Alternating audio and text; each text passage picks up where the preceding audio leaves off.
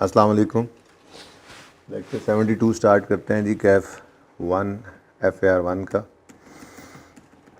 अच्छा जी, cash flow हम कर रहे थे, कल वाला सवाल टेस्ट वाला ओके। अच्छा, अब हम देख रहे हैं ज़रा हमने कौन कौन से क्वेश्चंस कर लिए पास पेपर्स के। तो पास पेपर्स में क्वेश्चन नंबर 4 जुनैद जंजुआ कर लिया था हमने। 5 अमीन इंडस्ट्रीज़ हो गया था। 6 रहता है, 7 रहता है, 8 आपको होमवर्क में नहीं, 8 कर लिया था हमने, 9 होमवर्क में दिया था कल। इसमें मेरे ख्याल में कैपिटल के अलावा कोई मसला नहीं आया होना। कैपिटल अटेम्प्ट किया था ये सवाल?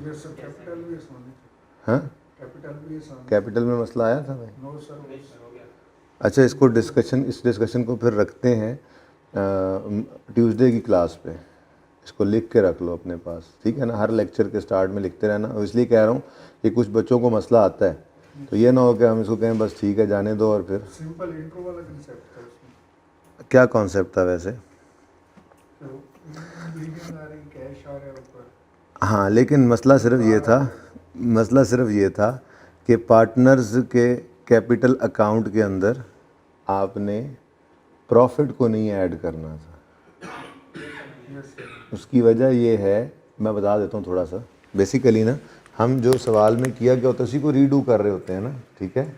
तो अगर आपने कैपिटल अकाउंट से कैश निकालना था, ठीक है, तो वो कह रहा है कि जी हमने ड्राइंग्स को तो नेट कर दिया है इसमें से, अब हमें कैपिटल गिवन है इस वक्त, किधर है कैपिटल यार, ये 73.95, और वो कह रहा है कि ये 73.95 क्लोजिंग में पड़ा है, ठीक है? और लेकिन ये क्या है, ये नेट हो चुका है किससे? ड्राइंग्स से। ड्राइंग्स अलग से कहीं बताई गई थी? नो सर, वो नहीं बताई गई थी, ठीक है। अब आपके दिल में ये आ रही थी कि आप जो है वो प्रॉफिट को भी इसमें ऐड कर दें। थोड़ा सा इसके ऊपर बात करूंगा जब क्लास पूरी हो जाएगी। सिर्फ पॉइंट की बात ये है कि ये कैपिटल उसने निकाल कर दिया हुआ है, ठीक है, और इस ट्रायल के अंदर इनकम्स और एक्सपेंसेस अभी बाहर ही पड़े हुए हैं, मतलब इस साल का प्रॉफिट ऐड नहीं हुआ था, तो उसने यहाँ पे उसको ऐड नहीं किया हुआ था। तो अकाउंटेंट वाला कैपिटल अकाउंट हम बना रहे होते हैं। तो इस वजह से अगर कोई प्रॉब्लम आई है तो दोबारा ट्राई कीजिएगा अब इसको। बाकी इस सवाल की डिस्कशन को मैं होल्ड कर रहा हूँ ट्यूसडे तक, जब बच्चे आ जाएंगे तो सबके सामने ये बात हो जाए जिसको मसला होगा।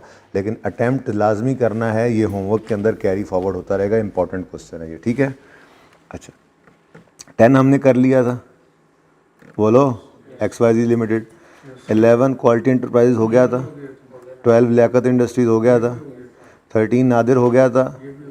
14 ड्रम हो गया था। 15 तो आज सीखना है, आज होमवर्क में जाएगा इंशाल्लाह। 16 बहुत आसान है, लेकिन चलो फ़िलहाल रोक दो इसको। 17 में कोई मसला तो नहीं आया था, किसी किस्म का मसला? देख लेते हैं जी, ज़रा एक नज़र मैं देखना चाहूँगा इस सवाल को। PPE है, इन्वेस्टमेंट प्रॉपर्टी है। कोई नहीं भाई, इन्वेस्टमेंट प्रॉपर्टी का भी लेजर बन जाना था, पड़ा हुआ हो जिसने, कोई मसला नहीं है उसको। फिर ट्रेड रिसीवेबल्स हैं, इन्वेंट्रीज हैं, प्री पेमेंट्स हैं, शॉर्ट टर्म इन्वेस्टमेंट है, कैश एट बैंक है, share capital, share premium, retained earning, surplus, long term loan, trade payables और current portion of long, current portion को बस ऐड कर देना था। Equipment having fair value 240 was acquired by issuing 2 million shares. Equipment ख़रीदा है 2 million shares issue करके। तो equipment debit, share capital credit होना था, यानी कि ऊपर PPE में ये एंट्री शेयर कैपिटल के नाम से आनी थी, इसको लिखना ज़रूरी था, वरना कैश की बैलेंसिंग फिगर गलत हो जाती। यही लिखा था। बहरहाल इस सवाल की भी डिस्कशन को, क्योंकि बच्चे सारे हैं नहीं ना, इस वजह से मैं इसको होल्ड पे रखूँगा। अगर कोई क्वेश्चन होगा तो इसमें से भी आप कर सकते हैं। उसके बाद रिवैल्यूएशन हुई थी जिस वजह से PPE में इंक्रीज़ आया था, जिसमें से वो कह रहा है 35 was credited to profit and loss account. क्या मतलब होगा इसका? मतलब इसका ये होता है कि अगर प्रीवियसली कोई लॉस पड़ा हो और सरप्लस आए, कहानी कुछ इस तरह से हुई होगी ना। वो कह रहा है कि रिवैल्यूएशन हमने कैरी आउट की 30 जून, हमारा जो ये क्लोजिंग डेट है, ठीक है ना, इस पे, और PPE वॉज इंक्रीज्ड बाय 80। अब 80 का आया आपको सरप्लस, ठीक है ना, ये रिवैल्यूएशन सरप्लस है, ठीक है। वो जो बैलेंसिंग निकलता है ये फिगर उसने बता दी, ठीक है। अब वो कह रहा है कि जी 80 किधर गया, 80 का सरप्लस आया, out of which 35 was credited to profit and loss account. इसका मतलब पहले कोई लॉस पड़ा होगा ना, ठीक है, पहले कोई लॉस पड़ा होगा जिसको प्लस 35 करके क्रेडिट जो किया है इसको 0 किया होगा, तो फिर सरप्लस में कितना आना है 45, ठीक है ना। अब एंट्री ये वाली करनी थी आपने, पीपीई में 80 डेबिट करना था, प्री इवेंट सरप्लस के लेजर में 45 क्रेडिट करना था और 35 में प्रॉफिट एंड लॉस के अंदर क्रेडिट होना था, ठीक है ना। लेकिन देखना ये था कि इसमें से नॉन कैश क्या है और क्या हमने रिवर्स करना है, ठीक हो गया। अच्छा, थोड़ी सी डिस्कशन करके छोड़ रहा हूँ, अगर क्वेश्चन हुआ तो, लेकिन ये लाजमी क्वेश्चंस हैं, ये दोनों ही क्वेश्चंस करेंगे तो मुझे तसल्ली नहीं होगी कि आपने कैश फ्लो तैयार कर लिए या नहीं। फुली डेप्रिशिएटेड आइटम जो है वो बेचा गया। फुली डेप्रिशिएटेड आइटम का मतलब पता है क्या है, अगर एसेट अकाउंट हमारा बुक वैल्यू पे पड़ा हुआ है ना, तो सिंपल सी बात है आपको उसमें से कुछ भी क्रेडिट नहीं करना। क्यों? फुली डेप्रिशिएटेड एसेट क्या होता है, जिसकी बुक वैल्यू 0, ठीक है। अब या तो हमें वो क्या कह रहा है, वैसे during the year fully depreciated asset equipment costing 36 were sold for 8 million. अगर मिसाल के तौर पे हमारा पीपीई का अकाउंट अलग पड़ा होता और हमारा एक्यूमुलेटेड डेप्रिसिएशन का अकाउंट अलग पड़ा होता, तो फिर हम कॉन्फिडेंटली ये लिखते कि एसेट अकाउंट में से कॉस्ट निकालो इसकी 36 और एक्यूमुलेटेड डेप्रिसिएशन में से इसकी एक्यूमुलेटेड डेप्रिसिएशन निकालो 36। क्यों? क्योंकि ये फुली डेप्रिशिएटेड एसेट है। पर मसला ये है कि हम तो पीपीई को बना रहे हैं बुक वैल्यू पर, ठीक है ना, तो उसमें फिर मजबूरन आपको लिखना ही है तो 0 लिख लो, लिखना ही है, डिस्पोजल अकाउंट में क्या फेंकना है तो 0 लिख लो। अब फुली डेप्रिशिएटेड एसेट जो है वो 1 रुपया भी अगर उस पर मिले तो वो भी गेन ही होता है।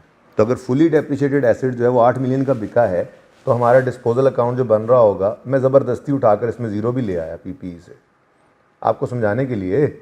यानी अगर 36 कॉस्ट आती, एक मिनट में 36 आती तो फिर भी 0 ही बनता ना नेट में, फुली डेप्रिशिएटेड एसेट है, ठीक है।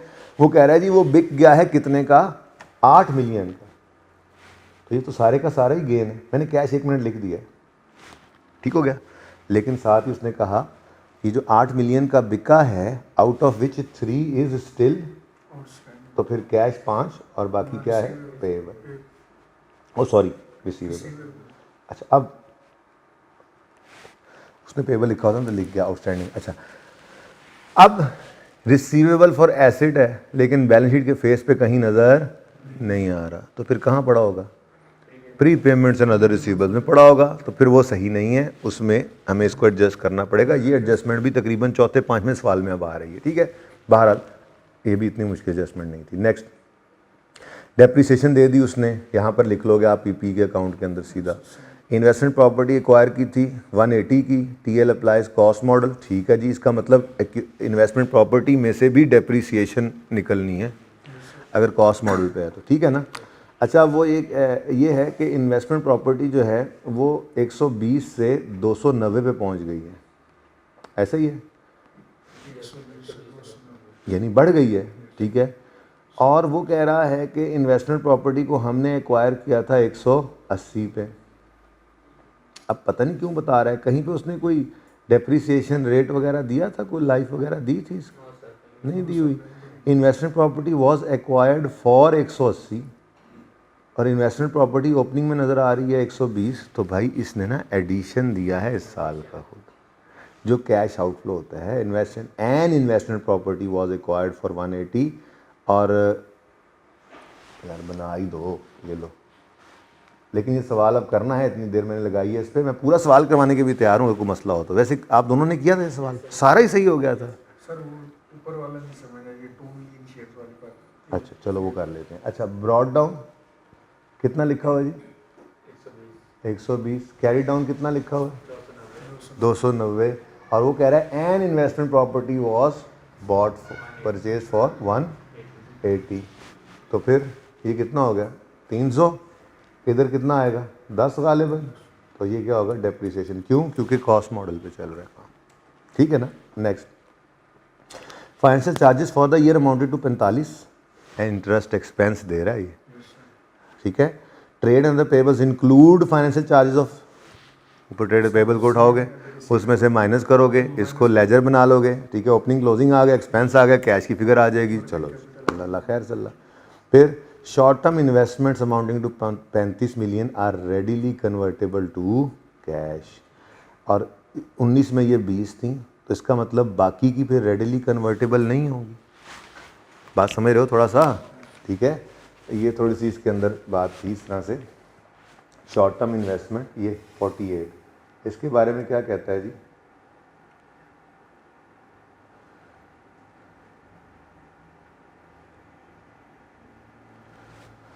कह रहा है जी short term investment amounting to 35 were readily convertible into cash, तो इसको ले जाओगे वर्किंग वन में। पिछले साल के अंदर रेडीली कन्वर्टेबल थी 20 मिलियन, ऐसे ही है, तो 20 मिलियन को ले जाओगे वर्किंग वन में। ठीक हो गया। अब जो बाकी बच गई, इधर कितनी बची? 25 और इधर कितनी बच गई? 28। इनको ले जाओगे लेजर में, लेजर में।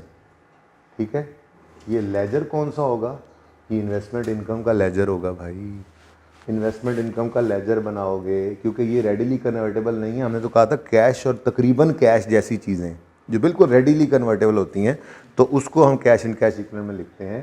तो इन्वेस्टमेंट इनकम का लेजर बना लेना, ठीक है जी। और ये एसेट में इतना इतना एसेट इधर ले आओ। ओपनिंग रिसीवेबल इनकम होती है ना, ओपनिंग आ गया 28, क्लोजिंग आ गया 25। अब आगे उसने क्या कहा? किधर किधर किधर, ये investment income for the year amounted to 6 million. ठीक है, तो इनकम के लेजर में कैश इस तरफ आता है, इनकम डेबिट साइड पर आ रही है, कितना? 6, तो यहाँ से कैश निकल आना था। ठीक है, अभी तो देखो इन्वेस्टमेंट इनकम को पीबीटी में आपने एडजस्ट करना था, नॉन कैश के अंदर पीबीटी के नीचे आते आते प्रॉफिट तक ऐड हो चुकी थी, लेस करना था। और इस कैश को नीचे नहीं आपने ऐड करना था। अच्छा, नीचे भी किसी ने कर दिया तो काम चल जाएगा, लेकिन बहरहाल असल क्या है, इन्वेस्टिंग एक्टिविटी में इस कैश इनफ्लो को आपने लिखना था कि कैश रिसीव फ्रॉम इन्वेस्टमेंट। ठीक है ना, ये एक एडजस्टमेंट लीजिए। ठीक है, तो बहरहाल ट्राई मारोगे एक और, अगर नहीं हुआ तो फिर कर लेंगे ये पूरा सवाल, लेकिन आपको बात बचती कोई नहीं है। तो होमवर्क के अंदर अभी तक पास पेपर कौन सा, इसका नंबर बताओ जरा, ऊपर है 17। पास पेपर 17 टैक्स ला, ये मैंने अभी भी लिखा हुआ है। उसके बाद वेरी इंपॉर्टेंट क्वेश्चन नंबर 9, मैंने थोड़ी सी बात की कैपिटल की, जिसमें मसला आ सकता है आपको, तो आपने ट्राई करना है। ज़रूरत महसूस करूँगा मैं तो मैं आपको करवा भी दूंगा ट्यूसडे वाले दिन। ठीक है, चलें आगे।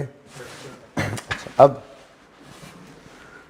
क्वेश्चन बैंक के भी 2-3 क्वेश्चंस हमने किए। रिसेंट टाइम वाला टेस्ट में सवाल कर लिया था हमने, उसको भी सॉल्यूशन करके देख लिया। मेरे ख्याल में डायरेक्ट मेथड की तरफ मूव करते हैं, इनडायरेक्ट भी साथ ही चलता रहेगा, लेकिन आज और कल सिर्फ डायरेक्ट मेथड कर लेते हैं, फिर परसों में दोनों मेथड्स को भी देख लेंगे। एक मैं सवाल देना शुरू कर दूंगा, दोनों मेथड से ही आपको करने होंगे। ठीक है ना?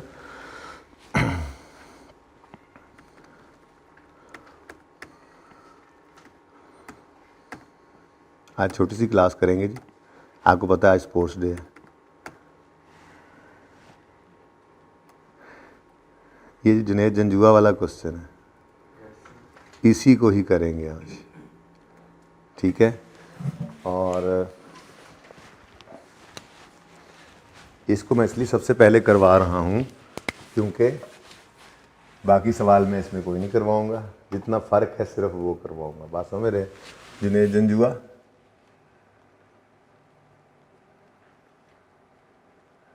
स्टेटमेंट ऑफ कैश फ्लोज, लेकिन आज ये मैं डायरेक्ट मेथड से करने लगा हूँ।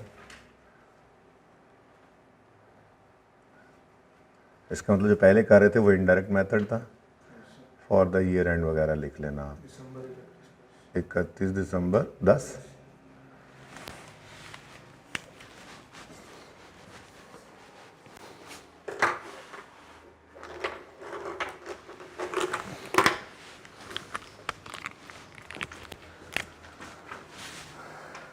ऑपरेटिंग एक्टिविटीज़ होती थी,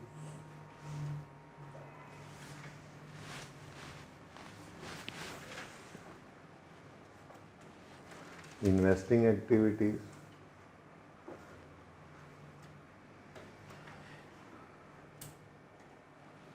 financing activities, net cash flows, opening cash and cash equivalent,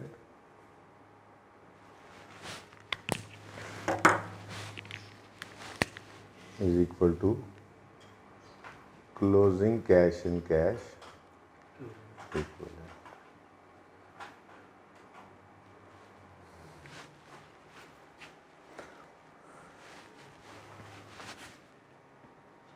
Less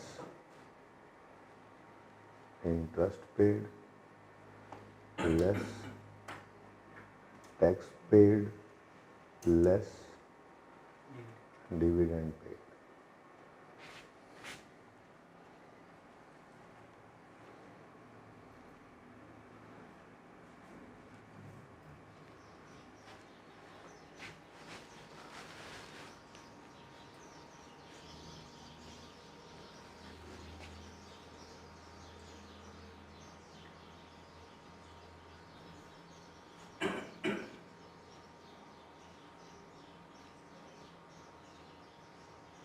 अच्छा, अब आप गौर करें तो सारा ही फॉर्मेट मैंने वैसा बना दिया है। कुछ चेंज लग रही है आपको? हाँ, ये एरिया है चेंज। यहाँ पे पहले लिखा करते थे हम पीबीटी, फिर हम करते थे एडजस्टमेंट्स फॉर नॉन कैश, फिर हम करते थे adjustments for working capital item, और फिर यहाँ पे ये बेसिकली ना, ये ऊपर वाला जो एरिया है ये कहलाता है, इसके ऊपर अगर आप एक लाइन लिखना चाहें तो मैंने शायद एक दिन बताया भी था, कैश फ्लो फ्रॉम ऑपरेशंस लिख सकते हैं इसके ऊपर, ठीक है ना। तो ये जो एरिया है ना सारा का सारा ये एरिया अब क्या होने लगा है जी, रिप्लेस, ठीक है।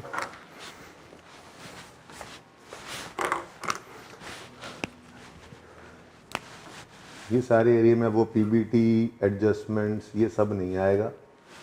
असल में ना जो आपके सेठ साहब थे ना, ओनर जो थे, उन्होंने कहा यार एक तो तुम अकाउंटेंट्स की समझ नहीं आती, अजीब ड्रामे करते हो तुम लोग, ये क्या तरीका हुआ, आज तक तुम लोग बताते आए इनकम्स को ऐड करते हैं, एक्सपेंसेस को लेस करते हैं, यहाँ पे तुमने उलट ही काम शुरू कर दिया, इनडायरेक्ट, ठीक है। क्या कर रहे थे हम यहाँ पे, इनकम्स को लेस कर रहे थे, एक्सपेंसेस को ऐड कर रहे थे, लॉसेस को ऐड कर रहे थे, ऐसे ही कर रहे थे ना।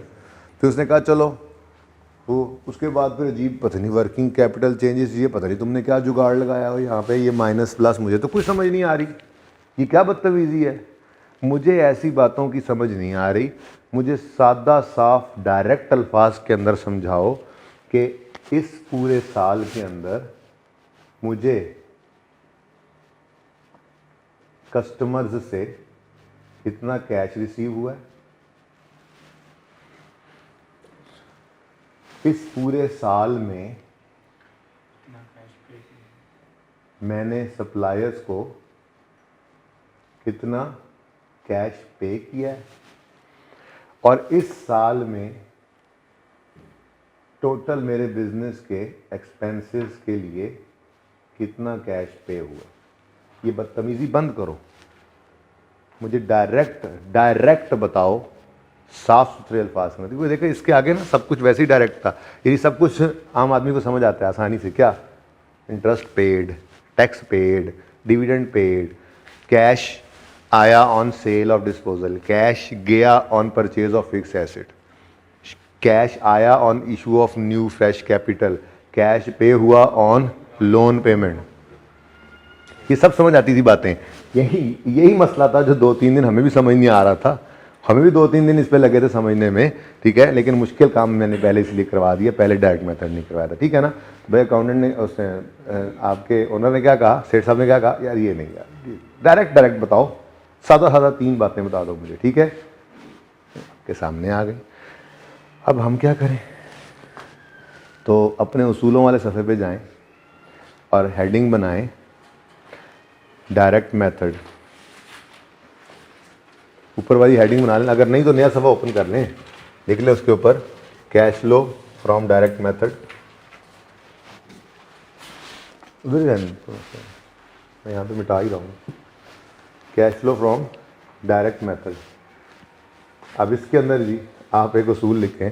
देखें मैंने आपको पहला उसूल ही क्या लिखवाया था पहले दिन, पहले दिन क्या उसूल लिखवाया था कि भाई हम बैलेंस शीट के हर आइटम का लेजर बनाएंगे सिवाय नहीं, वो तो बाद में लिखा था, सिवाय वर्किंग कैपिटल आइटम्स के और कैश एंड कैश इक्विवेलेंट के। ठीक है जी। तो इसका मतलब वो कुछ चीज़ें ऐसी बची हमारी जो फिर हमारी वर्किंग कैपिटल आइटम की चेंजेस के अंदर आ जाती थी, जिनमें थे डेटर्स, क्रेडिटर्स, इन्वेंट्री, एक्रूअल्स, प्रीपेमेंट्स, ऐसे ही था ना।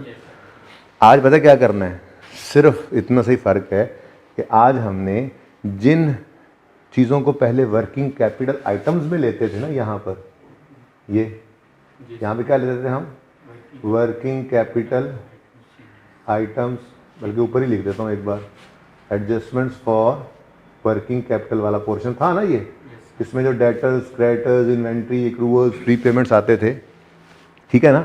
ये वर्किंग कैपिटल आइटम्स के भी आज हम लेजर बना लेंगे, आज हम इनके भी लेजर्स बना लेंगे। ठीक है। तो भाई डायरेक्ट मेथड के अंदर क्या करना है, जिन चीज़ों को पहले वर्किंग कैपिटल आइटम्स की चेंजेस में लेते थे, आज उनके भी लेजर बना लेने हैं। ठीक है। वो कौन कौन से आइटम्स थे भला, इधर देखो, वर्किंग वन आज भी वही रहेगी,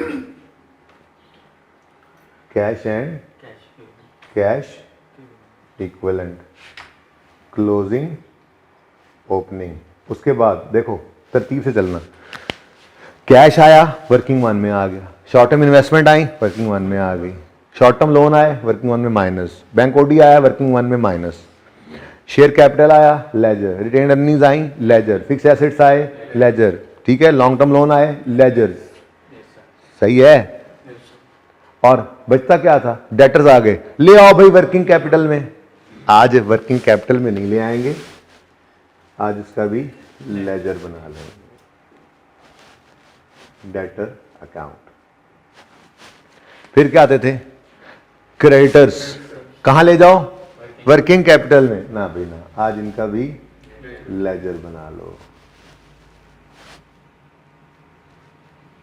फिर क्या आती थी, इन्वेंट्रीज, इन्वेंट्रीज को ले जाते थे वर्किंग कैपिटल में, आज इन्वेंट्री का भी लेजर, परपेचुअल सिस्टम वाला लेजर, उस जैसा लेजर बन जाएगा। फिर एक्रूअल्स और प्री पेमेंट्स होते थे, जिनमें से एक्सपेंस ही होता है ना, एक्रूड और प्रीपेड, एक्सपेंस ही होता है ना, या पेएबल या प्रीपेड। ठीक है। तो एक्सपेंसेस का भी एक कंसोलिडेटेड लेजर बना लेंगे, लेजरा। ठीक है ना। इसमें जितने भी एक्सपेंसेस होंगे ना, एक्रूड और प्रीपेड एक्सपेंसेस, वो सब ले लेंगे। जैसे मिसाल के तौर पे प्रीपेड इंश्योरेंस है, ओपनिंग एसेट है, फिर कोई और ऑफिस सप्लाई इस सवाल में इधर, यानी सारे ओपनिंग क्लोजिंग एसेट वाले इधर, जितने भी होंगे लायबिलिटीज वाले इधर, और एक ही फिगर निकल आएगी ना फिर कैश पेड फॉर एक्सपेंसेस की इकट्ठी। ठीक है। तो ये 4 लेजर्स नए बन जाएंगे, बाकी सारा सवाल वैसा ही है। तो आप आज घर पे ना जुनैद जंजुआ वाला सवाल ही करेंगे, मैं नया सवाल नहीं दूंगा होमवर्क में। ठीक है ना।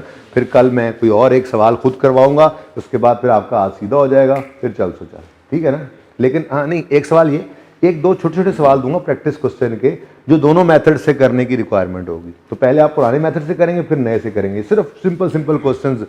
संडे भी तो आ रहा है, ठीक है ना। ये प्रैक्टिस करके आपने हाथ सीधा कर लेना है। फिर एक दिन मंडे वाला वो पूरा इस मेथड पे लगेगा, फिर ट्यूसडे से ऑनवर्ड्स मैं आपको कहा था ना, हम IAS 8 और IAS 7 दोनों को साथ लेकर चलेंगे 2-3 दिन, जब तक के दोनों की पेंडेंसीज बिल्कुल ख़त्म ना हो जाएं MCQ समय। ठीक है। अच्छा, तो फिर उसूल क्या लिखा आपने, उसूल लिखे आप डायरेक्ट मेथड के अंदर। इस मेथड में हम working capital item, working capital changes वाले आइटम्स के भी लेजर्स ओपन कर लेते हैं। इस मेथड में हम वर्किंग कैपिटल चेंजेस वाले आइटम्स की भी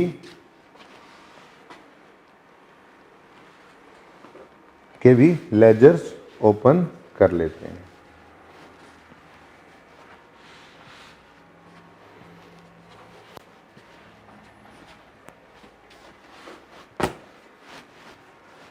ठीक हो गया। तो अब आप घर पे जब सवाल करेंगे तो इधर देखें, मैंने ना ये वाला पोर्शन अब करना है ना ये वाला, पहले करवाया हुआ है ना, मैं सिर्फ ये पोर्शन करूंगा और यहाँ पे जो एक आधी चीज़ थी वो लिख दूंगा ताकि ये फिगर निकल आए और हम प्रूव कर लेंगे यहीं पर देखकर आंसर सेम होगा जो आपने किया था। ठीक है ना, आजमाइश तो शर्त है ना। चलो सवाल शुरू करते हैं अब तरतीब से। ठीक है, सारा काम वैसे ही, लेकिन वो फिर जो काम कैश एंड कैश इक्विवेलेंट वाले हैं मैं कहूँगा इसको वर्किंग वन में ले जाओ। लेजर ये लिखता जाऊँगा, बनाऊँगा नहीं। ठीक है ना, शुरू करें। सबसे पहले क्या आ रहा है जी? कैश। कैश कहाँ जाता है जी? Cash and cash working one. One इधर लिख लेते हैं working one, cash and cash equivalent. ठीक है, फिर क्या है जी? Account receivable. पहले कहाँ जाता था? पहले कहाँ जाता था? आज इसका भी क्या बनाएंगे? लेजर। आज इसका भी लेजर बनेगा भाई। तो लेजर में आ जाओ, बताओ जी ओपनिंग कितना है? 104 और क्लोजिंग कितना है? 280। बेटर है ना? ओपनिंग 104 और क्लोजिंग 280। ठीक हो गया जी। Next, long term investment. पहले ही लेजर बनता था, अब भी आप घर पे बनाएंगे। इन्वेंट्री पहले जाता था वर्किंग, कैपिटल आइटम। आज मैं ये नए वाले सिर्फ लिख लेता हूँ। ठीक है ना, ये आपको पता है कहाँ जाना है, ये मैं टिक करता हूँ सिर्फ। ठीक है, ये वर्किंग वन में आप ले जाएंगे। इसका आज लेजर बना लिया, ये लेजर बनेगा, पहले भी बनता था। ठीक है ना, बनाओगे ना घर, सारा सवाल दोबारा करोगे, सवाल की रिक्वायरमेंट नहीं है ये तो। सोल्यूशन जो है जितना चेंज है वो मैं सामने लिख देना है, बाकी सारा तो सेम रहना है, तो आप दोबारा घर पे करेंगे ना इसको। ठीक है, अच्छा। इन्वेंट्रीज पहले जाता था वर्किंग कैपिटल में, आज इसका भी क्या बनाएंगे? लेजर। तो 200 और 424, 200 और 424। ये बहुत आसान मेथड है, पर एक दो बातों का ध्यान रखना पड़ता है, बाकी बहुत आसान है। ठीक है, उसके बाद प्रीपेड इंश्योरेंस कहाँ गया था जी? आज इसका भी क्या बनाएंगे? लेजर। तो लेजर तो एक ही बनाया हुआ है हमने, एक्सपेंसेस का लेजरा बनाया हुआ है। ठीक है ना, कंसोलिडेटेड लेजर। इसमें सारे एक्रूअल प्रीपेमेंट इकट्ठे इसी में फेंक देने ताकि, और सारे एक्सपेंसेस भी प्रॉफिट एंड लॉस से उठा के इसी में फेंक देने ताकि एक ही फिगर निकल आए कैश पेड फॉर एक्सपेंसेस की। ठीक है ना, तो प्रीपेड इंश्योरेंस है 36 ओपनिंग 24 क्लोजिंग। तो ऐसे मैं लिखूंगा ओपनिंग प्रीपेड इंश्योरेंस कितना है जी? ओपनिंग 36। ठीक है जी, और क्लोजिंग 24 प्रीपेड इंश्योरेंस 24। समझ आ रही है बात? आगे बढ़े। ऑफिस सप्लाईज कहाँ गया था जी इस सवाल में? वर्किंग कैपिटल में। आज लेजर ओपन कर लेंगे 7 और 14। तो ओपनिंग ऑफिस सप्लाईज 7 और क्लोजिंग ऑफिस सप्लाईज 14। लैंड का लेजर बनता था, आज भी बनेगा। बिल्डिंग का लेजर बना था, आज भी बनेगा। एक्यूमुलेशन का लेजर बना था, आज भी। इक्विपमेंट भी आज, ये सारे पहले ही बन गए थे लेजर। ठीक है, तो आप भी आज घर जाके बना लोगे उनको। ठीक है, आगे बढ़ते हैं जी। मिटा ही लेता हूँ, आगे बढ़ा लेते हैं सवाल जी। अकाउंट्स पेएबल कहाँ गया था भाई? एक चाय तो भिजवा दीजिएगा। वर्किंग, आज इसका भी क्या बनना है? Ledger. Account payable means creditors. ठीक है, तो क्रेडिटर्स का लेजर मौजूद है। 263 ओपनिंग, 158 क्लोजिंग। ओपनिंग है 263, क्लोजिंग 150। ठीक है जी। नेक्स्ट, वेजेस पेएबल कहाँ गया था पहले? वर्किंग कैपिटल में, आज इसका भी लेजर। वेजेस पेएबल ओपनिंग, आप ओपनिंग पेएबल भी लिख सकते थे, वर्किंग जो है बहरहाल मैं तो पूरा लिख रहा हूँ फिलहाल। ओपनिंग वेजेस पेएबल 280 24 ओपनिंग और क्लोजिंग वेजेस पेएबल 40। ठीक है जी। नेक्स्ट क्या है जी? शॉर्ट टर्म लोन कहाँ गया था? Working one, cash and cash equivalent. Long term loan का लेजर बना था, कैपिटल का लेजर बना, तो इधर कोई नया काम नहीं किया। ठीक है, उसके बाद इस सवाल में इधर आए इनकम स्टेटमेंट में, तो ये कैश फ्लो का स्टार्टिंग पॉइंट था, आज इसको इग्नोर कर दो।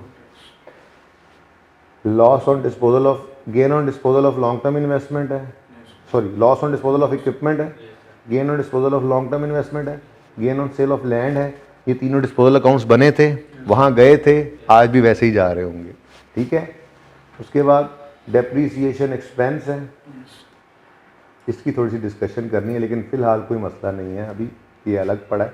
मुझे ये दोनों एक्सपेंसेस नज़र आ रहे हैं अलग से, सेलिंग एंड एडमिन एक्सपेंस, ठीक है। ये सेलिंग एंड एडमिन एक्सपेंसेस जो हैं ये एक्सपेंस के लेजरे में ले जाओ दोनों को, ठीक है। तो देखो एक्सपेंस के लेजर में कैश किस तरफ आता है, एक्सपेंस डेबिट कैश क्रेडिट, तो फिर एक्सपेंसेस किस तरफ आएंगे, क्रेडिट साइड पर।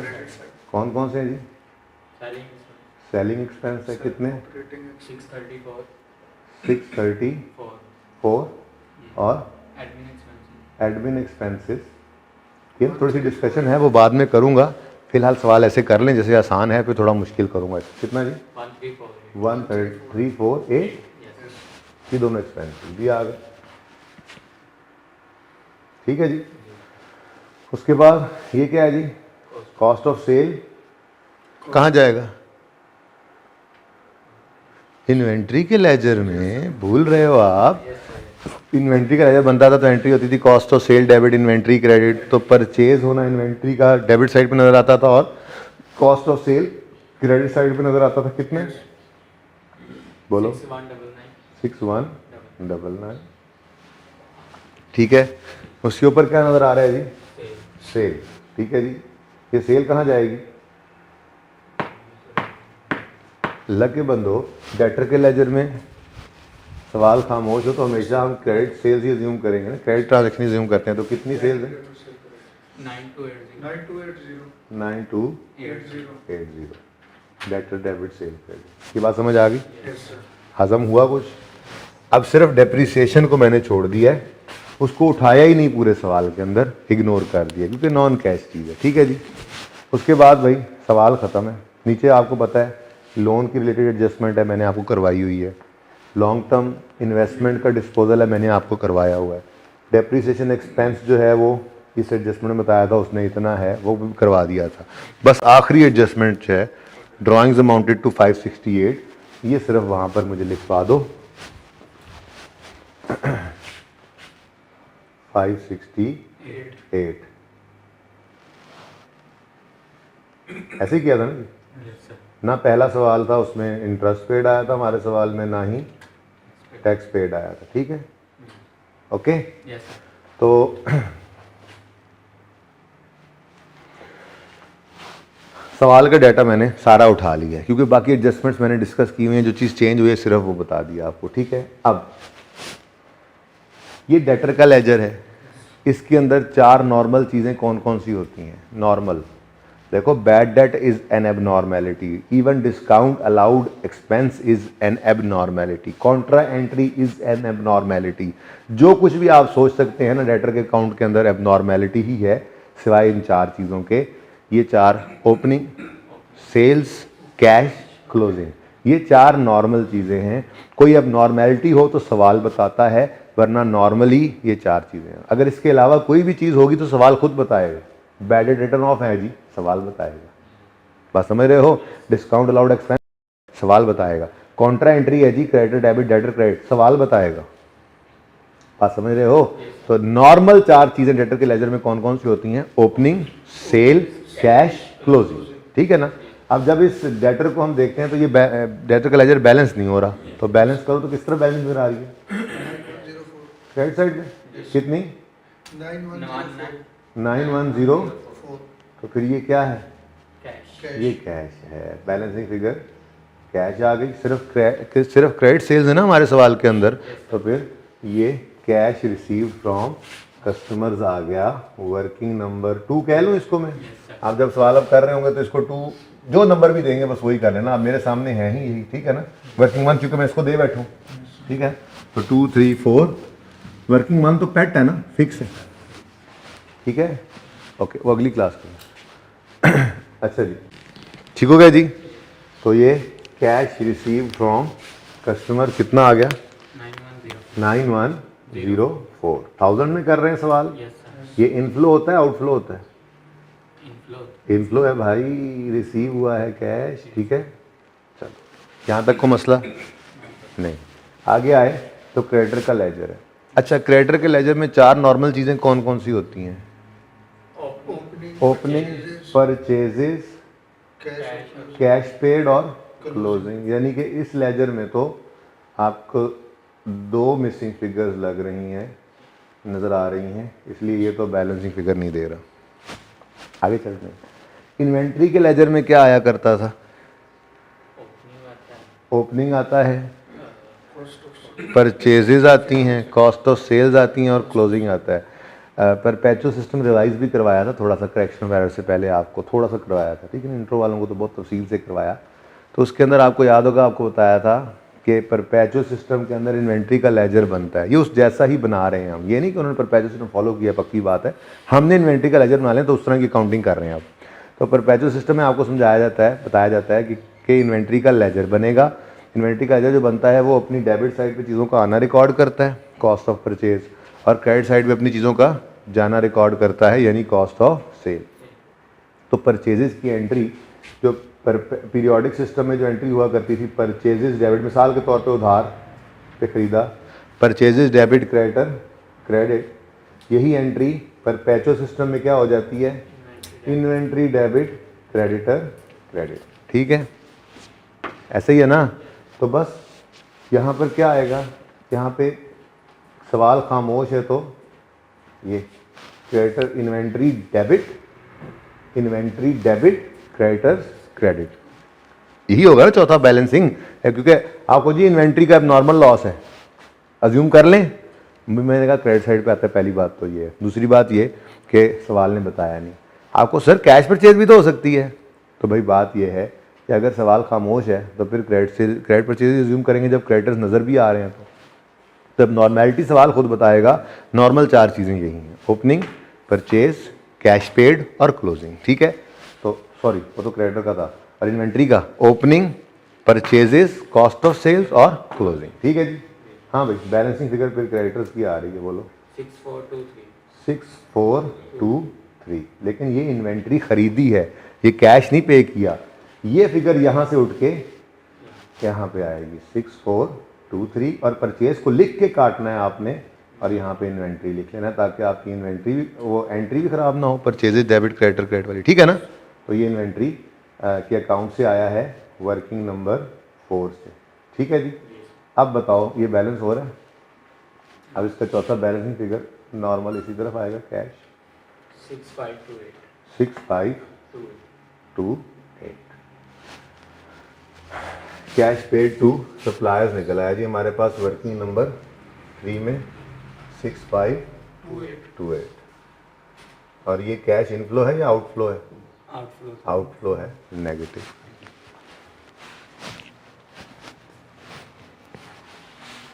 ठीक है, बाकी तो सारे लेजर वैसे ही क्लोज होने हैं ना। अब ये 3 क्लोज हो गए, बाकी जो सारा काम आपने सीखा हो तो वैसे वो तो पहले भी किया होता। ठीक है ना।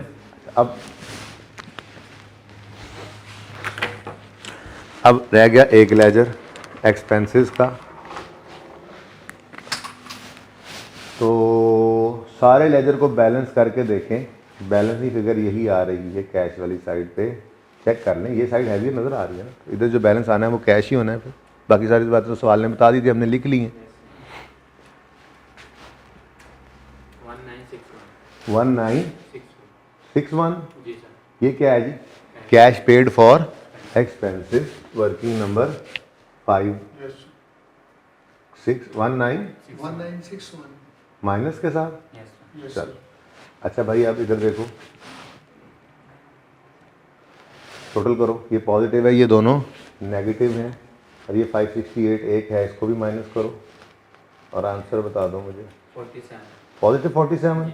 अब ज़रा अपना वो सोल्यूशन ओपन करके देखो, जो पहले दिन सवाल किया था, 2 दिन लगा के किया था इस सवाल को। यस सर, 47 ही आ रहा है। यस तो मेथड बदलने का मतलब ये थोड़ी होता है कि आंसर बदल जाएगा।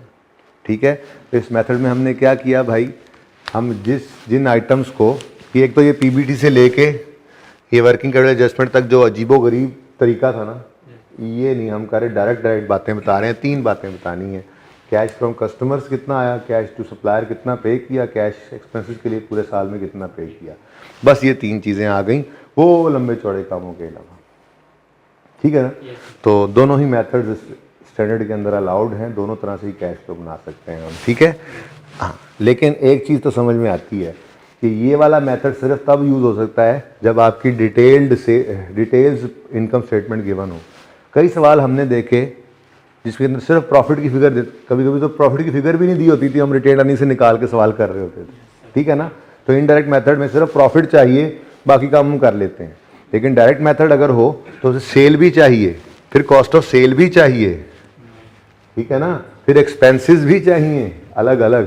तो इसलिए डिटेल्ड इनकम स्टेटमेंट का होना भी इसमें ज़रूरी है, ठीक है ना। बहरहाल हमने क्या किया, जो वर्किंग कैपिटल आइटम्स थे आज उनके भी लेजर ओपन कर लिए, ठीक है। तो ये एरिया तो हो गया क्लियर। अब एक छोटा सा मसला आता है इसका, ये जहाँ पे ये नहीं, इसका ये एडजस्टमेंट फॉर नॉन कैश होती थी सर, ये कहीं नहीं की।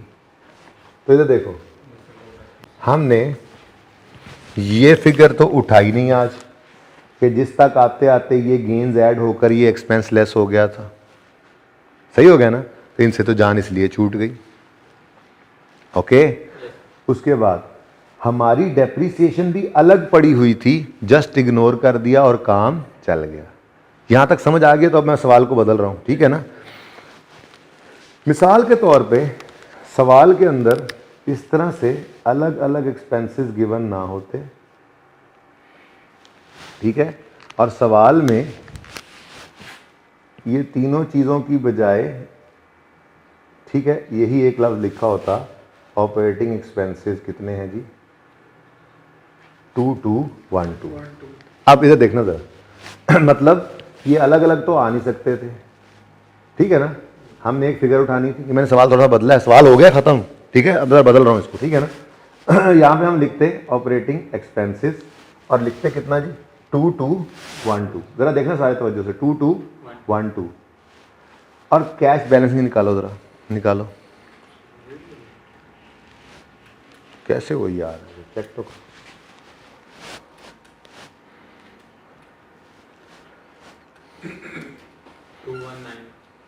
क्या 2191? ओ कितना फर्क है 2191 और 1961? 230। ये क्या है भला, गौर से देखो क्या मतलब डेप्रिसिएशन भी कैश पेड के अंदर आ गई है, गलत हो गया काम। देखो ना, हम क्या कह रहे हैं, ये कैश पेड फॉर एक्सपेंसेस है, तो होना चाहिए था 1961। अभी अगर 2191 निकल आए तो इसका मतलब डेप्रिसिएशन भी कैश आउटफ्लो के अंदर आपने डाल दिए, जो कि गलत है। तो ये सिचुएशन कब आ सकती है, जब आपको एक्सपेंसेस इकट्ठे दे दिए जाए और उनमें डेप्रिसिएशन भी शामिल हो, तो फिर आपको उसकी एडजस्टमेंट करनी पड़ती है, ठीक है। वो एडजस्टमेंट कैसे करेंगे, आप ऑपरेटिंग एक्सपेंसेस को फिर डायरेक्ट नहीं उठाएंगे, आप उसको क्या कहेंगे, जो ऑपरेटिंग एक्सपेंसेस आपको मिले वो हैं 212212 क्वेश्चन में से। और फिर क्वेश्चन ये बात बताएगा आपको नीचे अदर एडजस्टमेंट में जाके कि जी ऑपरेटिंग एक्सपेंसेस में शामिल है डेप्रीसिएशन 230 की, तो आप कहोगे कोई गल नहीं, काट दो, ये एडजस्टमेंट फॉर नॉन कैश 230 है ना, 230। तो ये सही होकर क्या हो जाएगा, 1982। ये एडजस्टमेंट जरूरी है, 1982 जब इधर लिखोगे तो फिर बैलेंसिंग फिगर क्या आएगी, चेक करो। अब बैलेंसिंग फिगर क्या आएगी,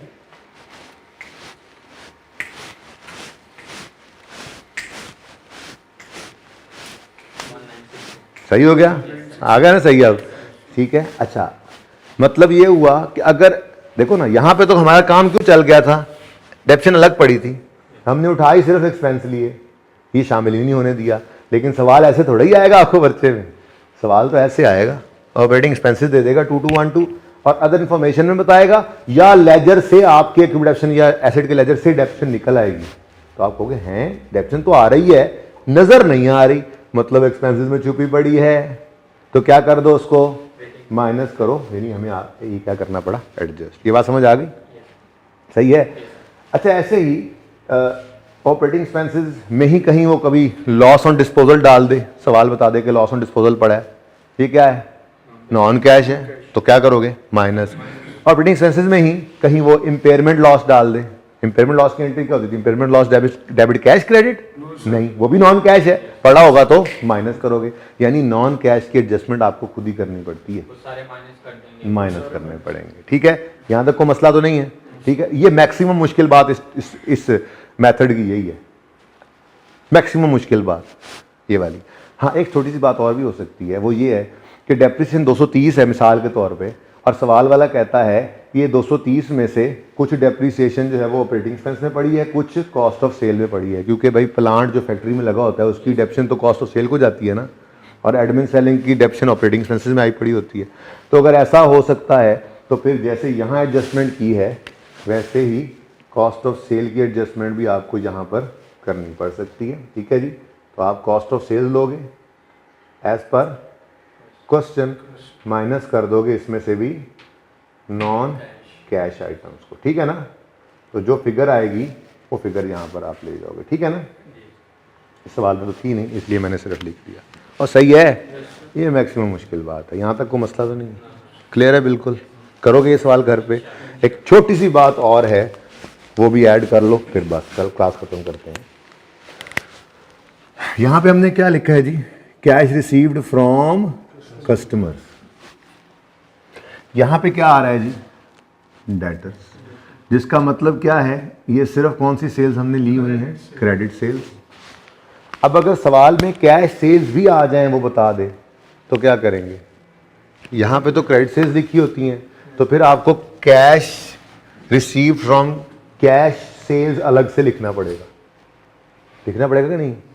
क्योंकि यहाँ से तो निकलेगा, फिर वो सप्लायर्स नहीं रहेगा, कस्टमर नहीं रहेगा, फिर यूं कहेंगे हम कैश रिसीव फ्रॉम डेटर ये है और cash receive from cash sales ये है, अलग लिखना पड़ेगा ना। लेकिन इसका हल अकाउंटेंट्स ने एक निकाला हुआ है तो हमारी वर्किंग ही ना, बोलो, डेटर का अकाउंट है तो हमारी वर्किंग ही ना। तो यहाँ पे क्या कर दो, सेल्स में आप credit sales plus cash sales ले लो। इससे क्या फायदा होगा, इधर ये सेल्स में कैश सेल्स शामिल हो जाएगी, तो इस कैश, ये कैश सेल्स का कैश भी आ जाएगा, कुछ अलग से ऐड नहीं करना पड़ेगा, काम चल जाएगा। यहाँ पे भी कस्टमर्स वाला कैश ही आ जाएगा। कहने का मतलब ये है, अलग करना है तो करो, मुझे कोई मना नहीं है, कैश रिसीव फ्रॉम डेटर अलग लिखो, cash receive from cash cell अलग लिखो, लेकिन आसानी चाहते हो ना तो कैश फ्लो के टॉपिक के लिए ये काम याद रख लो कि डेटर के लेजर में सेल्स टोटल ही ले लिया करो, ताकि जो कैश निकले वो कैश और क्रेडिट सेल्स दोनों का ही इकट्ठा आ जाए। ऐसे ही ये काम पेड टू सप्लायर्स कह रहे हो ना, तो यहाँ पर क्रेडिटर के अकाउंट के अंदर जो परचेजेस लो, ठीक है, वो ये वाली भी ले लो, क्रेडिटर वाली भी और कैश वाली भी, यानी कि परचेजेस जो हैं वो भी आप क्या कर लो, कैश प्लस क्रेडिट दोनों ही ले लो। ठीक है ना, उससे क्या फायदा होगा, जो कैश पेड टू सप्लायर आएगा वो भी टोटल अमाउंट आ जाएगी। लेकिन ये जस्ट एक शॉर्टकट है जान छुड़ाने के लिए, टाइम बचाने के लिए, और बिल्कुल सही है, ऐसे करते हैं किताबों के अंदर लिखा हुआ अकाउंट। ठीक है ना, बाकी लेजर माना कि वो अपनी जगह पे कायम है कि डेटर के लेजर में क्रेडिट सेल्स ही आनी होती है, लेकिन ये ज़रा टाइम बच जाता है। ठीक है, तो ये दो तीन छोटी छोटी बातें थी। तो एक तो ये क्वेश्चन आपने कर लेना है, उसके बाद अगर आप अपना प्रैक्टिस क्वेश्चन 1 ओपन करें, बल्कि कौन सा 5 दिया था, पहले 5 दिया था ना, एक दिन 5 दिया था, नहीं दिया था स्टार्ट के अंदर, शुरू पहले दिन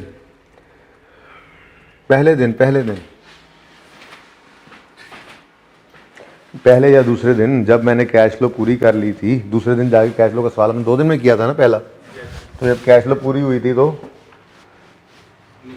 होमवर्क दिया था आपको कि एक तो ये जनरेशन जुआ वाला सवाल ही दोबारा कर लेना, और दूसरा कोई प्रैक्टिस क्वेश्चन दिया था। चलो यार गोली मारो, इधर देखो 5 ही था गालिबन, ये 5 छोड़ो, चलो 1 पे आओ बस, फिर ऐसे तो ऐसे से नहीं याद आपको। तो देखो प्रैक्टिस क्वेश्चन 1, सेल्स गिवन, ये प्रॉफिट एंड लॉस अकाउंट मुकम्मल गिवन है, बोलो, पेज 518 पे प्रॉफिट एंड लॉस पूरा गिवन है, बैलेंस शीट पूरी गिवन है, 518 नंबर सफ़े पे पहुंच जाओगे आज के दिन में।